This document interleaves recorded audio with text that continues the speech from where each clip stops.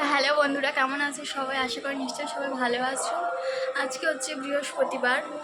তো সামনে যে শনিবারটা আসছে, শনিবার হচ্ছে আমাদের এখানে রক্ষাকালী পুজো হয় আমাদের গ্রামের।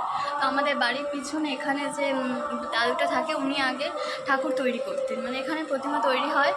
তো দাদুটা এখন এই মারা গেছে, সেই জন্য যা ঠাকুর তৈরি করে তারা আসে, এখানে ঠাকুর তৈরি হয়ে গেছে। তো একদিনও যাওয়া হয়নি, মাসির বাড়ি থেকে এসে তো শরীর খারাপ। এই দেখো, শুনতে পাচ্ছ নিশ্চয়ই, মাইক বাজছে আজ থেকে। তো খুব জোরে পূজাটা হয়। এই পূজাটা হচ্ছে আমাদের 18তম বর্ষ, মানে আজ এই বছরটা পূজা হলে হবে 18 বছর। তো এখন দুপুরবেলা খাওয়া দাওয়া হয়ে গেছে, এবার একটু ঘুমাবো। সকালে উঠেছিলাম।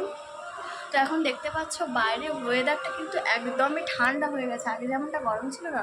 আমি দাদাকে বলছিলাম বিয়েটা যদি এক সপ্তাহে হতো কত ভালো হতো, তাই না? এখন না প্রচণ্ড গরম পড়েছে।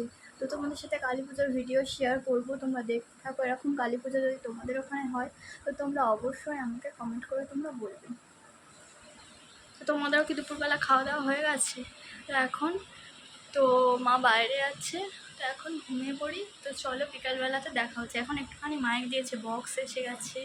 তো তোমাদের সাথে সবটাই শেয়ার করবো, তোমরা দেখতে থাকো।